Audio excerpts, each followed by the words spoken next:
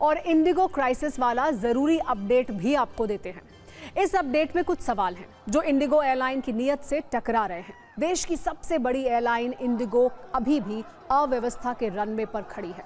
आज भी यात्रियों के लिए आफतकाल जारी है और तमाम दावों के बाद भी 500 से ज्यादा फ्लाइट रद्द हुई हैं। लेकिन अब ये मुद्दा सिर्फ एयरपोर्ट और सोशल मीडिया तक नहीं बल्कि संसद तक पहुंच गया है, जहां सरकार का मैसेज क्लियर है, इंडिगो पर एक्शन होगा और ऐसा होगा जो दूसरों के लिए एक मिसाल बनेगा। इस बीच दावा है कि इंडिगो की बहानेबाजी की उड़ान जारी है। अब उसने कहा है कि नई FDTL व्यवस्था लागू होने से क्रू प्लानिंग में बफर की कमी संकट का कारण बनी। हमारे पास पायलटों की कमी नहीं है, बस दूसरी एयरलाइन जितना बफर स्टाफ नहीं था। तो सवाल यह है कि इसका जिम्मेदार कौन है? जब पूरा समय मिला था तो स्टाफ की भर्ती क्यों नहीं की गई?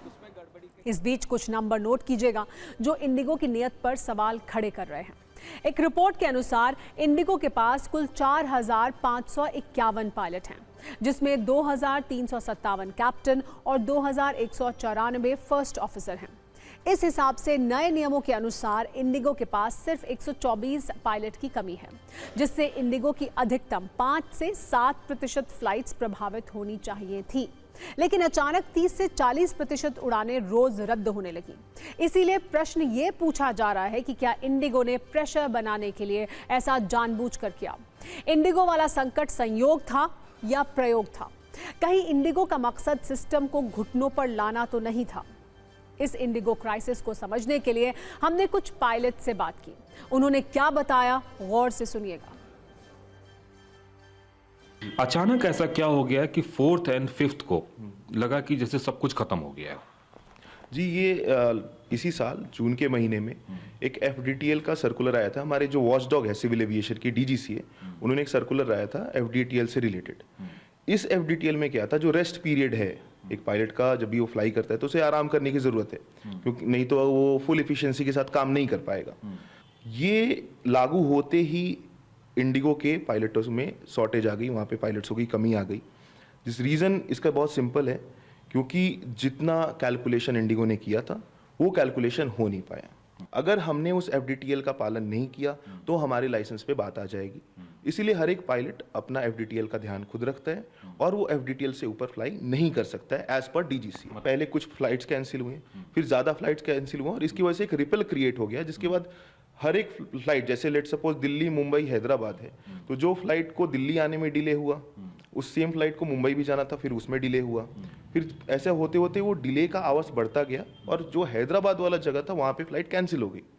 तो जिसे जिस टाइम पे वहाँ पे एयरक्राफ्ट को पहुँचना था वो वहाँ पे पहुँच नहीं पाया और उसकी वजह से ये रिपल इफेक्ट क्रिएट हुआ। रिपल इफेक्ट बोल सकते हैं इसको, डोमिनो इफेक्ट भी बोल सकते हैं। अगर आपके सामने एक छोटा सैंपल मौजूद है, अगर मैं दिखाना चाहूँगा सर। बिल्कुल, जरूर। तो ये एक ऐसा मॉडल है जिसमें आप रिपल इफेक्ट को दिखा सकते हैं। तो जैसे कुछ न्यू अगर हम इसका हटा दें तो ये पूरा का पूरा डैमेज हो सकता है, ये पूरा का पूरा। तो इसी तरह से हमारा पूरा जो इंडिगो का सेटअप है ये सारा का सारा इसी तरह से ध्वस्त हो गया। जिस हिसाब से एविएशन सेक्टर देख रहा है और अगर इंडिगो ने भी जो अपनी एक्सटेंशन मांगी है और उनको मिल भी गई है, ज़्यादा समय तो ठीक होने में लगना नहीं चाहिए, क्योंकि जितना स्टाफ इंडिगो के पास है, जितना स्टेक होल्ड है, उतना किसी और के पास है नहीं इस वक्त पे। और जैसा इंडिगो ने खुद मिनिस्ट्री को बताया है और मिनिस्ट्री ने भी ये बात एक्सेप्ट किया है कि थोड़ी बहुत कंफ्यूजन या मिसकैलकुलेशन इंडिगो की तरफ से हुई है, ये बात इंडिगो ने भी एक्सेप्ट किया है। तो हाँ, ये समझ सकते हैं कि हाँ, मे बी थोड़ा बहुत मिसजजमेंट कह सकते हैं उसको। इस क्राइसिस के पीछे इंडिगो चाहे जो भी वजह बताए, लेकिन सरकार इंडिगो के खिलाफ एक्शन लेने की तैयारी में है। DGCA की तरफ से इंडिगो के CEO और COO को कल सुबह 11 बजे तलब किया गया है। खबर यह भी है कि इंडिगो को दिए अतिरिक्त रूट्स को DGCA की तरफ से कम किया जा सकता है। इंडिगो ने कारण बताओ नोटिस का जवाब दे दिया है। इसके अध्ययन के बाद इंडिगो पर एक्शन का फैसला हो सकता है, जिसका इशारा नागरिक उड्डयन मंत्री ने आज संसद में दिया भी।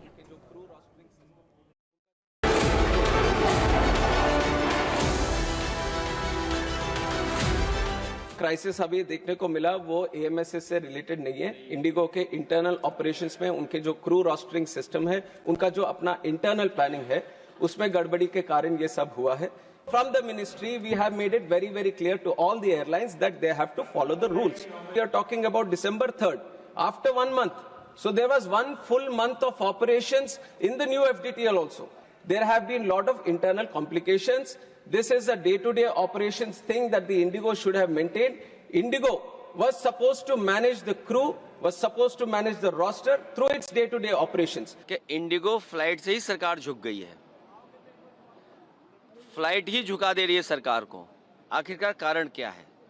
सरकार जब ये दावा करती है गरीब भी बैठ सकते हैं उसमें, चप्पल वाले भी हवाई जहाज में बैठ सकते हैं, तो अब इतने महंगे में कौन, जूते पहनने वाले भी नहीं बैठ सकते। ये सब हुआ है एक घोटाले के कारण, और वो घोटाला है सिविल एविएशन का, जिसमें इंडिगो को 64% की मोनोपोली दे दी गई, और नतीजे के तौर पर ना उनके पास पर्याप्त पायलट, ना क्रू, और उसके बाद भी उन्हें रूट्स दे दिए गए।